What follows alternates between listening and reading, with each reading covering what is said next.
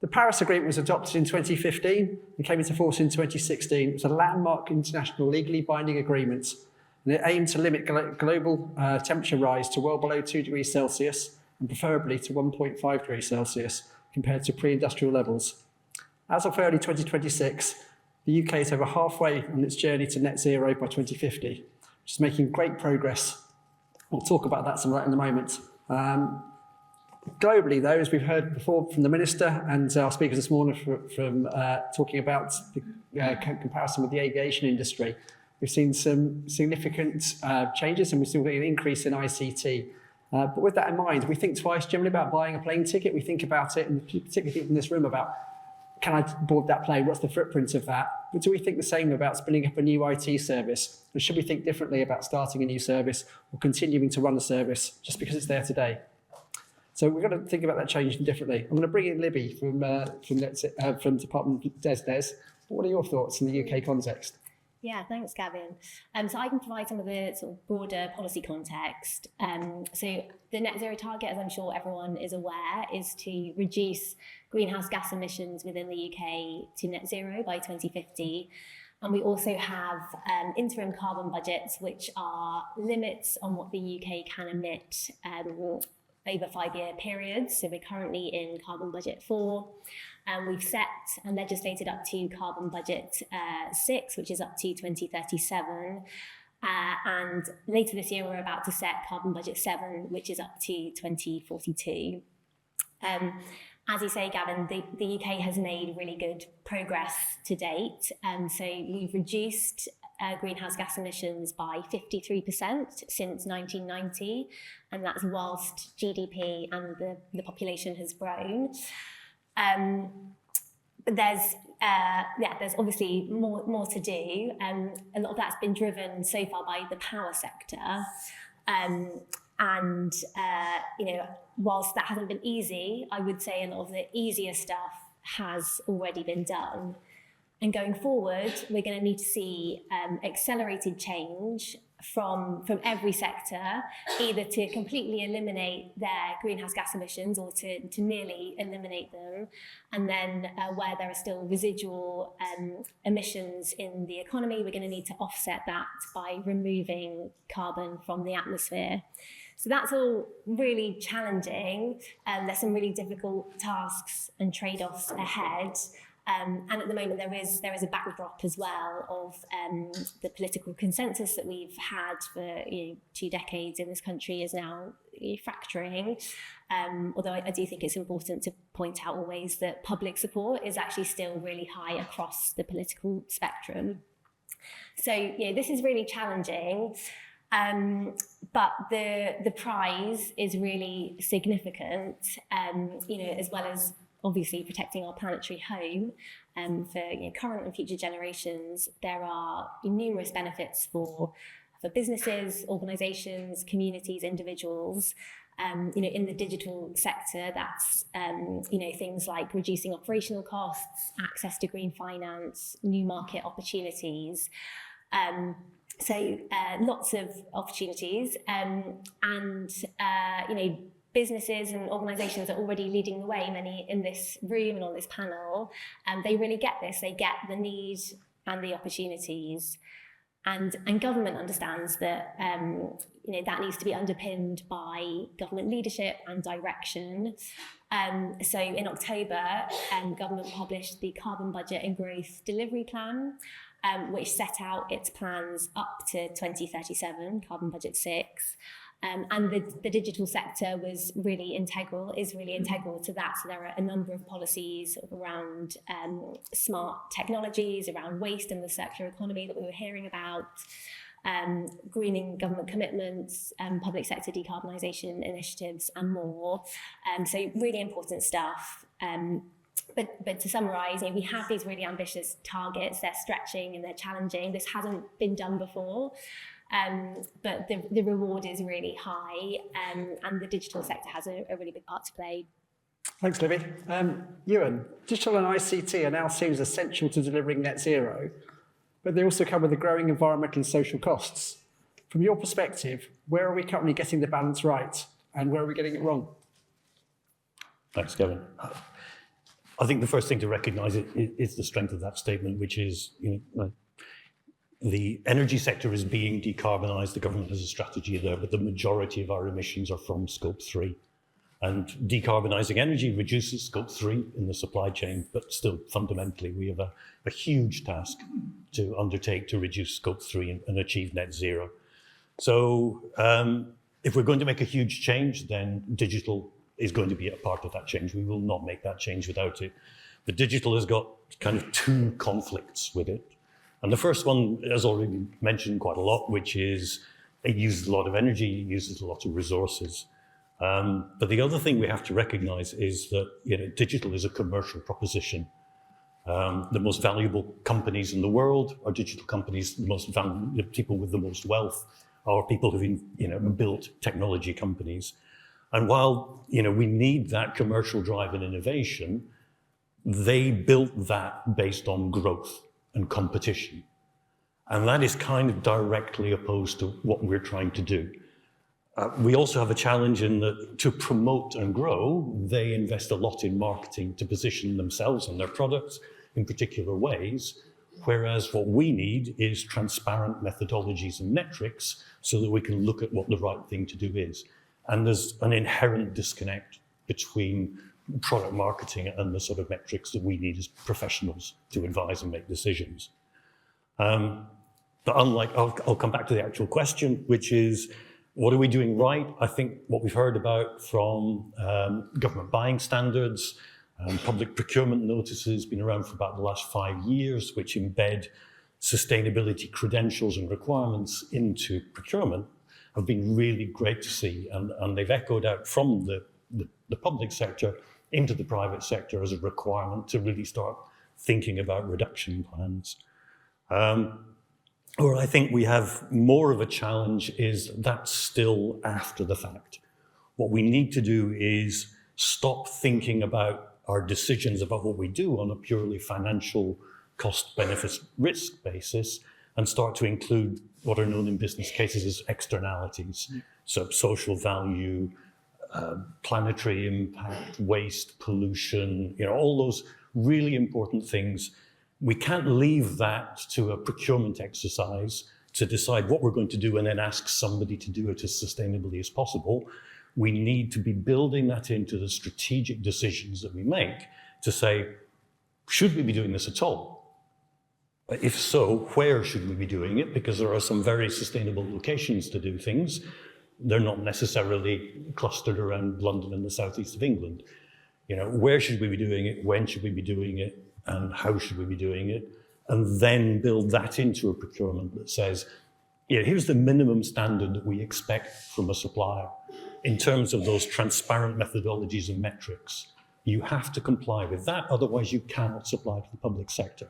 And that's beyond having a published carbon reduction plan. It's a commitment to providing the sorts of sustainable metrics that allow us to make decisions, because we need that, because business as usual will never deliver net zero. Great, thank you. And Emma, as a supplier, how do you think we're getting it? Are we getting the balance right? What can we do to improve? I think it depends on how we interact with the actual sector in general. And we, in Hitachi Solutions, we did some research recently into what's been talked about a lot around waste. And it's normally talked about in terms of efficiency and cost savings and things like that. But pretty much whenever you've got cost savings, you're going to be saving carbon in some sort of way, people, equipment, and stuff like that. So we did that research, and what that really showed was that there's a real danger of digitizing things or making more efficient things that shouldn't exist in the first place. So what you're actually doing is you're making it quicker and easier to create more waste, which it isn't really right. But the whole system is kind of wired into thinking that way. So if you think about some of the things that were brought up in these conversations, and we talked to over 300 civil servants about this, they're talking about things like processes which are there for historical reasons. They don't actually need to be there, but they're kind of perpetuated on, and people are working on them but they probably don't actually need to be there at all. Like forms which are put online because you're digitising the paper version, hopefully that happens less than it used to, but it still happens. But it's wasteful because you don't need to do it that way. And someone else mentioned that in a case system that they have it has to pass through 17 different people in order to get sign off, and that's not for any good reason. It's just because of different roles involved. And I actually heard Louise Casey in an interview the day after we published the report saying it was 18. I don't know whether she read our report or not, but I'll take that one. But yeah, like, and how can that be good practice? So it's really about, are we getting it right? Well, I'm not sure that we are, but maybe I'll come back to that in a second, and how we can prompt the sector to actually think more about what is useful to be done. Thank you. Claire, in terms of AI, we're seeing a strong push to embed AI across our services, often at speed. How should we decide when AI is genuinely worth the environmental cost and when it isn't? And what guardrails are missing today and which should be held? Who should be accountable? Wow, big question. Yeah. Yeah, I think it's pretty safe to say that it's ubiquitous now in every brief, right? But I think AI is it's misunderstood, and often it's used as a blanket term, right? So, machine learning models have been around for, the last 50 years, and, some of them can have really, important environmental benefits, right? So you would never be able to, map biodiversity or, prevent overfishing or, make supply chains more effective in the first place if you weren't using AI models. But I think what has happened recently in the rise of generative AI is actually you get a lot, particularly the models where they're kind of brute force, so they're using just raw computational capacity to answer queries. That's when you start to get the really negative environmental consequences. And it's not just carbon, we're not just talking about net zero here, it's about water, it's about waste, it's about e-waste, and it's about the materials that they're built from. If you get more obsolete hardware caused by AI, then you get more waste. So I think net zero isn't enough here. It's we need to be thinking beyond that towards people and planetary outcomes as well. So the question, is it worth it? Like when should you use AI and when shouldn't you? I think in a world where we have a fully green grid and we have fully circular economy, we're not going to need to worry, right? But we are a long way from that at the moment. So I think it's about human decision making and thinking about, when you can genuinely prove a net positive outcome. So I'm obsessed with this concept, net positivity, which is basically creating a balance sheet of positive and negative outcomes across environmental, social, and economic factors. And I think, that net positivity, it needs to be a human decision whether that is worth it or not. So I think about it a bit like adding people and planet back into the balance sheet, because it's obviously been removed. So when I create business cases, we'll look at individual use cases for AI and be able to weigh them up. A good example is probably some of the work we've recently done with DEFRA, which is looking at an action finder for farmers. So it's an AI use case. It's like a multi-agentic, using LLMs, and a graph database to basically, through a conversational UI, give farmers, the right funding options for their land. But because we'd looked at the net positive scoring for that use case, we were able to say, right, well, if that model was scaled, there would be actually time benefits for farmers, there would be cost benefits to DEFRA, and there would be carbon benefits because we're actually looking at the as-is versus the to-be use case. So yeah, I think just adopting that kind of methodology. Also DEFRA have created some incredible advice around their AI and sustainability framework, which is, it's essentially 25 questions, the first of which is, should you even use AI in the first place? So we were able to kind of develop this into quite an iterative process where, you're looking at the size of the model that you're using, you're looking at the volume of data transfer, the frequency of data transfer, and just making those decisions on a you know, kind of decision by decision basis to actually reduce the environmental impact. I would say though, because obviously there's not a lot of data and not a lot of accurate comparable data in this space, because you know, hyperscalers like Amazon Web Services and Microsoft, Azure don't often provide that data. Same with foundational models like OpenAI, they're not going to give you the carbon impact data, but you can find proxies, right? So I think there's loads of great tools out there. Good example is Hugging Face's Energy Star rating. You know, but start there. You know, start with data you can get, benchmark, and then you know, think about how to reduce the size of the model, how to reduce you know, the amount of computation you're using.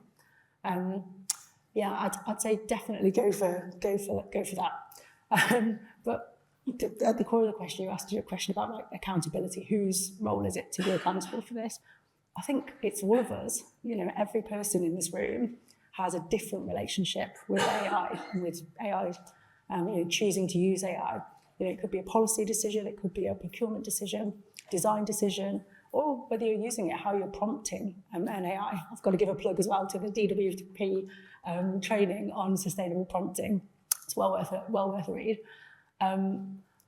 But yeah, all of those decisions have an impact on environment, right? And so actually trying to understand those impacts and being able to model them. I think the most responsible AI decision, right, is you know, about not having it everywhere, but having it where it can create like measurable benefit for like humans, you know, and the environment and, you know, the public purse as well. So yeah. Brilliant, thank you. And bring back to Libby. So how is government considering the role of AI in the transition to net zero? Yeah, so demand from data centres is already factored into our emissions projections. Obviously, there's lots of uncertainties around that, so we keep the assumptions under review and we'll continue to do that. There's, you know, as the grid decarbonises, as you were alluding to, Claire, that will sort of enable the emissions from data centres to reduce as well if they're connected to the grid. In the carbon budget plan that we published in October, for the first time, we also looked at the opportunities from AI as well as the sort of projected emissions. With that, we looked at the potential to sort of optimise processes and reduce the carbon intensity of that through AI. So that was kind of a new thing that we've done. You know, obviously with AI, we need to make sure that the right infrastructure is in place. So the government has an AI growth zones programme. And that's really designed to make sure that we're delivering AI infrastructure in a strategic way that enables the energy industry to make use of AI, but to, you know, do that in a way that's consistent with our net zero and our clean power targets. You know, of course, we need to think about the impacts as well. So really understand, you know, some of those risks around water use, obviously energy demand, critical minerals, land use, waste, but also, you know, understand the opportunities more and make sure that we're really using AI applications to tackle some of our biggest challenges. And, you know, use it to make sure we're reducing emissions through sort of more efficient processes, using opportunities like recycling the waste heat and things like that as well. So yes, AI is like very much being considered in the context of decarbonisation, sort of both the risks and the opportunities, and hopefully to sort of have a net positive impact. That's great, thank you. Emma, so talked about carbon being a waste. Research suggests that a lot of digital emissions come from not running systems, but from the overbuilding, duplication of unused services. If we tackle digital waste seriously, what would need to change in how services are being commissioned and designed? Yeah, so lots. So going back to the waste report, which I'll talk about again, and you can also go and have a look at our stand if you want to as well. There's so much material in that, but what it really comes down to is if you can not do something, it's so much better. And and the things that are wasteful out there didn't need to exist in the first place. There's lots of examples of this, but I'm going to try and focus on 3, if I can. So the first one is within government, there are lots of instances of the same thing being built again and again and again. And we do work with, for example, arm's length bodies, and we go in to see them and they describe some of the problems that they're having and what they want to do there. And they're incredibly similar to the problems that another arm's length body has had as well, which we've actually helped to solve. So happy days, we can actually go and tell them about that, and maybe we can even negotiate things that we can use some of that code over here, which is brilliant. That's a huge saving. And it saves on the whole waste of like building the thing and running there and getting the people there and all the travel costs and things involved in actually making that service happen. But there are still things like the number of grant systems that are out there that are still being built. I know of one in MHCLG. There's a Cabinet Office one as well. They do talk to each other. They've worked out that they're slightly different, so that it's okay for them to be different. But I talked to someone else in another agency last year who wanted to build a grant system. So I could have said, yes, come and talk to us in Hitachi Solutions about that. But actually what I said was go and talk to MHCLG. And I really think that there's such a responsibility for people in this room and the companies that you represent, because you will see these duplicate things happening around government as well. And we really should be saying, no, don't do that. Go and talk to them about how they did it, at least share something there, and don't go and actually make that thing actually happen again. It's the responsible thing to do. Second one, in my deep area of digital, I was a civil servant before working for Hitachi Solutions. I spent a lot of time at the Home Office arguing for user research to be involved in things. But what I now see is that user research is almost kind of like commoditized, and you get to your service standard case at the end of it. And there's a lot of talk about, have you talked to enough users or users in this kind of area? And then when you work it out, each one of those user research interviews that you have to do can cost like hundreds of pounds and involve quite a lot of carbon emissions as well. So just being pragmatic and sensible and not wasteful and actually applying that where it needs to is a really great thing to do as well. And then my final one, so many people today, I don't know whether we're still in this morning, have talked about procurement. It's really important. I'm part of the Planetary Impact group, and we've written a procurement guide, which again you can go and have a look at. But the thing that gets me about that is, yes, we can do sustainable procurements, but as a supplier interacting with that, and as the procurement team running it, do they actually think about the actual overhead of actually the mechanics of doing that procurement? And what I mean by that, so we were recently involved in a procurement for a couple of £1 million project, not massive, not tiny, but not massive. 30 suppliers submitted bids for that. I worked out that we in Hitachi Solutions spent about 375 hours on it. Now, if you take the DEFRA's wonderful carbon conversion factors for home working, just home working, and multiply that by the 375 hours and the 30 suppliers and the internal overhead from that organisation running it as well, you get just under 4 tonnes of CO2 or equivalent emissions, which, to put it in the context of the aviation industry, which has also been talked about a lot, is like flying from London to Sydney, flying back from Sydney to London, and then flying from London back to Sydney again, just for one procurement for £2 million. I mean, that is madness. And there's lovely stuff like the new Procurement Act, which means that you can change the way that you do your procurements. Like maybe there's some sort of funnel thing that you can do to reduce the amount of time that it is spent on these things and the waste and all of that stuff. And I just think that people being a little bit more aware of the impact of the things that they're doing particularly from a carbon perspective, just makes a huge amount of difference. Thanks very much, Emma. I think there's lots to be said about trying to represent and visualise what carbon is. It's just something that's there, you can't see it. I think there's lots to be said about it. I think also coming back to project delivery, we looked at costs and putting up at the top of the beginning of meetings about what the cost of having that meeting, having the attendees in there, we can represent that in a carbon manner, as well as a financial one would be helpful. I know printing these notes off, I went to the printer, I don't often use a printer, but in this day and age, I printed these off, and in the cost in the box, it said the cost of printing this is 77p, and it's that cost, and it's a visual awareness that actually taking this action has a cost associated with it. It'd be great to see a carbon one, but seeing one that I can tangibly realise is really helpful. So Ewan, how do we reduce waste whilst increasing productivity and achieving better outcomes?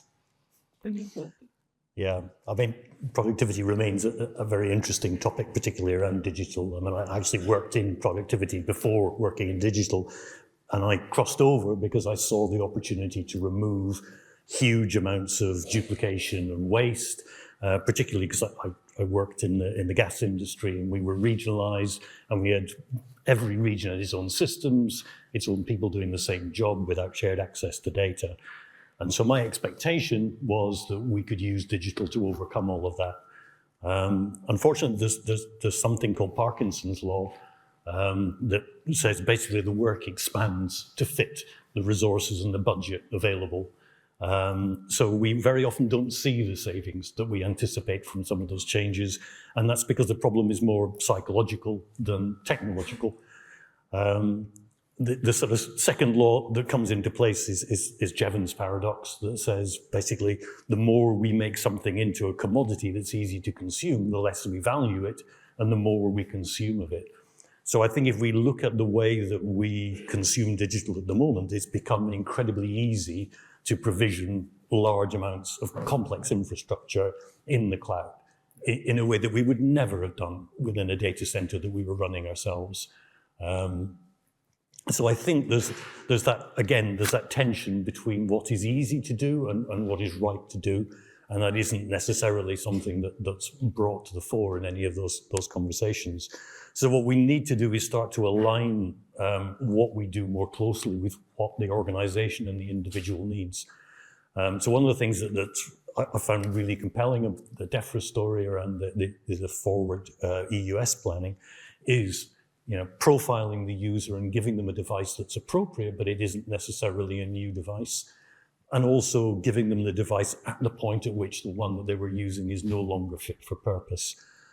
So we did a study as a working group on the various options for device refresh, and we identified that you could save, the lowest amount you would save with a program like that was 74% of the carbon per device. And the highest amount you could save was over 90%, was 93% of the carbon.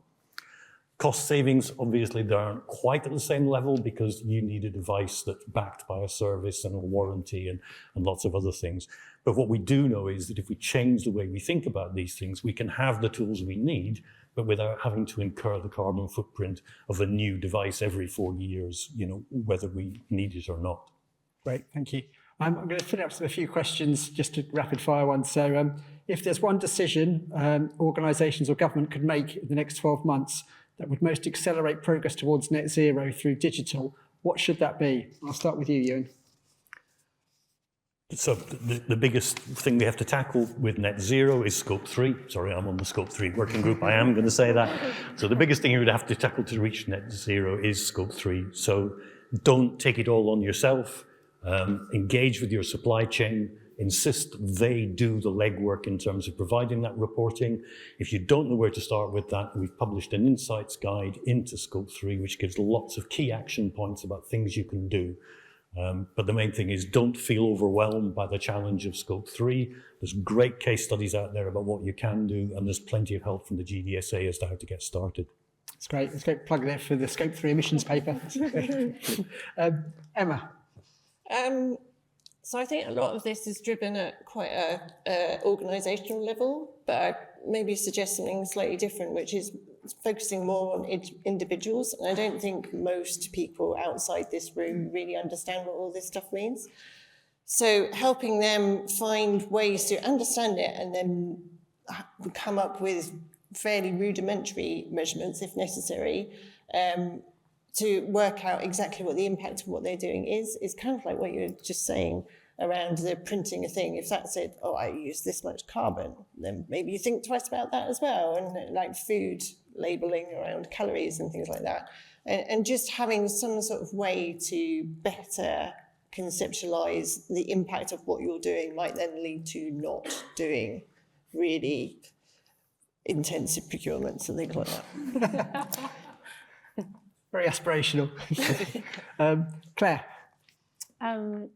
Yeah, I guess I'd say it's about, I think it's almost going beyond carbon and thinking about the net positivity of whatever decision that you're about to make. And so being able to think about, people, planet, and make sure that you're continuously asking the question, do the benefits here outweigh the costs? Is this long-term beneficial for citizens? Because, I think things will change over time. In the case of AI, we were discussing AI, models will get smaller, they'll get more efficient, externalities will change, right? But if you continuously ask that question, does the benefit outweigh the cost for real people? I think that's a very conscious, practice to embed.